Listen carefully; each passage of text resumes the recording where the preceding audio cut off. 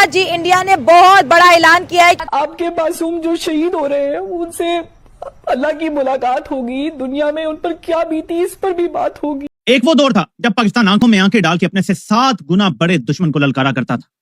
एक आज का दौर है कि हम पैरों में गिरे पड़े हैं, हम सरेंडर कर चुके हैं, हमारी अपनी दवाई है, उसका इस्तेमाल हमारे ऊपर किया जा रहा है। वो पाकिस्तानी मेजर मोइज जिनका नाम है, उन्होंने अभिनंदन को पकड़ा था। वो आज एक दहशतगर्दों की कार्रवाई में अपनी जान से हाथ धो बैठे कि वो बांग्लादेश के साथ अपनी गंगा ट्रीटी को खत्म कर रहा है। क्योंकि जनरल आसिम मुनीर ने जो नुकसान पाकिस्तान को पहुंचा दिया वो तो मोदी खुद आ जाए तो नहीं पहुंचा सकता। मोदी पाकिस्तान का आर्मी चीफ लग जाए तो वो नुकसान नहीं पहुंचा सकता। तो ये क्या बात है? मैं आपको इस वक्त डॉक्टर जयशंकर जो कि एक्सटर्नल अफेयर्स मिनिस्टर हैं इंडिया के, उन्होंने एक बात की एक जगह पर, हमसायों को उनके साथ कैसे बिहेव करना चाहिए इसके ऊपर बात की। यूनिस की सरकार इस वक्त बहुत ज्यादा टेंशन और बुखलाहट का शिकार है कि अगर पानी नहीं मिलेगा तो हमारी फसलों का क्या होगा। और पाकिस्तान को तो आपको मालूम है, अजीत डोवाल का नाम सुनते ही उनकी पैंटें गिली होनी शुरू हो जाती।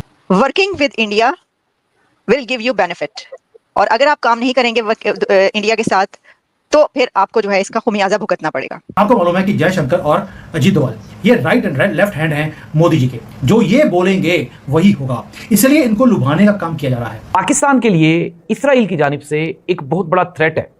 कहा जा रहा है, इसराइल के वज़ीर की तरफ से यह बयान सामने आ रहा है कि पाकिस्तान को एटॉमिक पावर बनने देना हमारी बहुत बड़ी गलती। जय हिंद दोस्तों, स्वागत है आपका हिंद वर्तोस में। डोनाल्ड ट्रंप ने पाकिस्तान के फील्ड मार्शल असीम मुनीर को जिस तरह से बेवकूफ़ बनाया, उससे पूरा इस्लामी जगत देख रहा है। ईरान के न्यूक्लियर ठिकानों पर अमेरिका के B-2 बम वर्षकों द्वारा किए गए हमलों के बाद पाकिस्तान में बवाल मच गया है। कराची, पेशावर और इस्लामाबाद की सड़कों पर हजारों लोग उतर रहे हैं और नारे गूंजे, शर्म करो असीम मुनीर, धोखेबाज ट्रंप और इस्लाम का गद्दार पाकिस्तान। मुनीर जो ट्रंप से लंच करके पाकिस्तान की डिप्लोमेटिक जीत का झंडा लहरा रहे थे, अब खुद सवालों के घेरे में। उन्होंने ट्रंप को नोबेल देने की सिफारिश की थी, लेकिन ट्रंप ने ईरान पर हमला कर पूरी दुनिया को चौंका दिया। पाकिस्तान की जनता अब कह रही है हमें बेचा गया, अब तो मोदी ही सही निकले। ट्रंप के इस दावे से जहां इस्लामिक दुनिया में पाकिस्तान की फजीयत होगी, वहीं भारत के पीएम मोदी का रुख दुनिया भर में समझदारी भरा माना जा रहा है। अब सवाल उठ रहा है, क्या असीम मुनीर अब पाकिस्तान का हीरो बने रहेंगे? यहाँ बन चुके हैं सिर्फ एक पप्पू।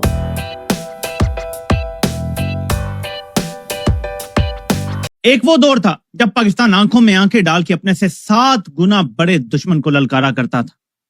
एक आज का दौर है कि हम पैरों में गिरे पड़े हैं, हम सरेंडर कर चुके हैं, हमारी अपनी दवाई है, उसका इस्तेमाल हमारे ऊपर किया जा रहा है। क्योंकि जनरल आसिम मुनीर ने जो नुकसान पाकिस्तान को पहुंचा दिया वो तो मोदी खुद आ जाए तो नहीं पहुंचा सकता। मोदी पाकिस्तान का आर्मी चीफ लग जाए तो वो नुकसान नहीं पहुंचा सकता। तो ये क्या बात है? क्या जब कोई गैर मकबूल शख्स ऊपर बैठा होता है तो वो अपने आप को मकबूलियत दिलाने के लिए कोई बड़ी जंग का पंगा शुरू कर सकता है। भारत इस टाइम दुनिया की तीसरी या चौथी बड़ी मईशत बन चुका है। भारत इस टाइम टेक ऑफ के लिए तैयार है। अरब ममालिक से लेकर, यूरोप से लेकर, अमेरिका से लेकर, बर्तानिया से लेकर हर मुल्क भारत में सरमायाकारी कर रहा है। जंग भारत को सूट नहीं करती। भारत तरक्की करके चीन से मुकाबला करने जा रहा है, पाकिस्तान को वो किसी खातिर में ही नहीं लाता। मेरा ख्याल है कि जितना प्लांट ये शख्स है भारत के आगे लेटा हुआ है, जिस तरह शरीफ खानदान, मैंने आपको बताया अभी कि नवाज शरीफ और मरियम तो गुंगे हो गए हैं जब से ये हुआ है। तो शरीफ खानदान की हुकूमत है, इतनी प्लांट, इतनी कंप्रोमाइज्ड हुकूमत है, भारत को क्या मसला है? मैं आपको ये बता रहा हूँ कि जनरल आसिम मुनीर के बारे में आलमी एजेंसीज की ये कंसेंसस है, जो अब तक हमें समझ आया है कि ये बंदा ज़हनी तौर पे स्टेबल नहीं है। ये इंडिया ने पूरे इंटरनेशनल एक गेम खेला है कि हैज़ यू नो कि इस वक्त करंटली ग्लोबल पॉलिटिक्स हो रही है, जिसे हम हाइड्रो पॉलिटिक्स कहते हैं, पानी को लेके।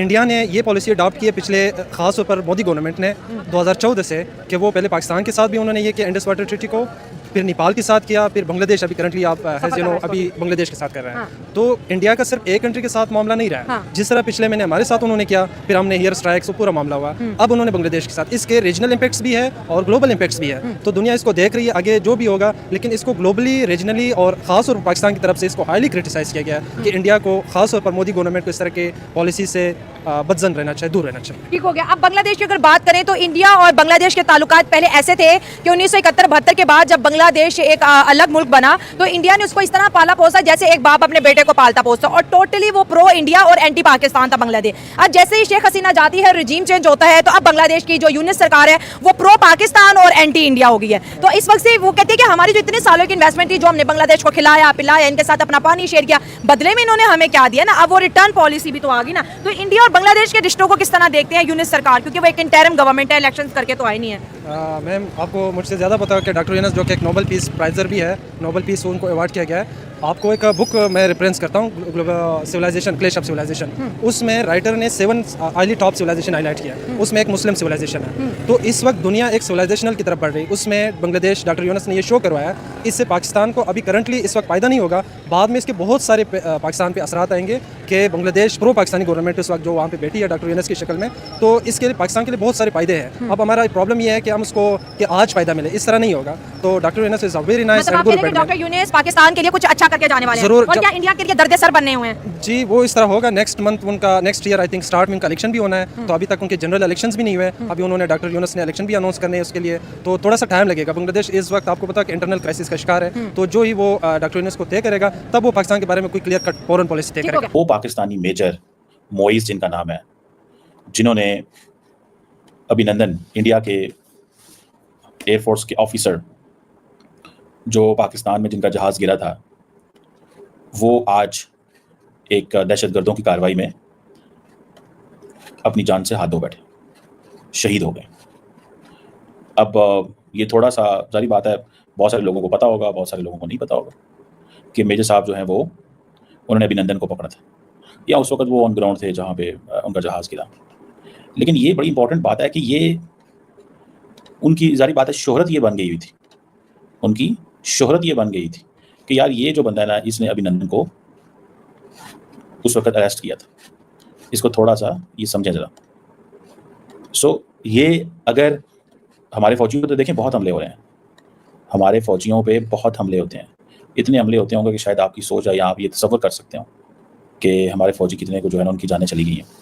लेकिन ये स्पेसिफिकली इस ऑफिसर की जो जान जाना जो है ना, वो एक परेशानी वाली बात है।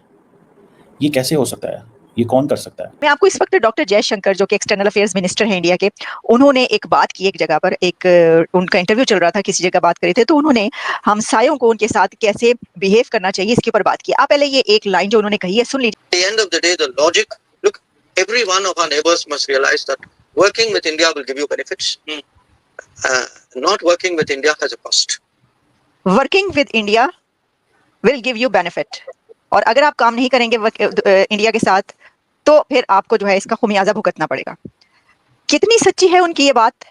और जब वो ये कह रहे हैं कि कोई नेबर काम नहीं करेगा, तो उनका इशारा पाकिस्तान की तरफ है। ये सच्ची बात है। मैं बल्कि खुश हुआ हूँ जयशंकर साहब की स्टेटमेंट से, क्योंकि जैसे जंग का माहौल बना हुआ था और हम एक दूसरे को बुरा भला और गालियां नकार रहे थे और दुश्मनी और नफरत का माहौल है, उसमें इतनी सैनिटी वाली बात करनी, इतनी लॉजिकल और रैशनल बात करनी, मतलब इसमें कोई नेगेटिव पहलू नहीं है। बात बड़ी सिंपल और सादा है।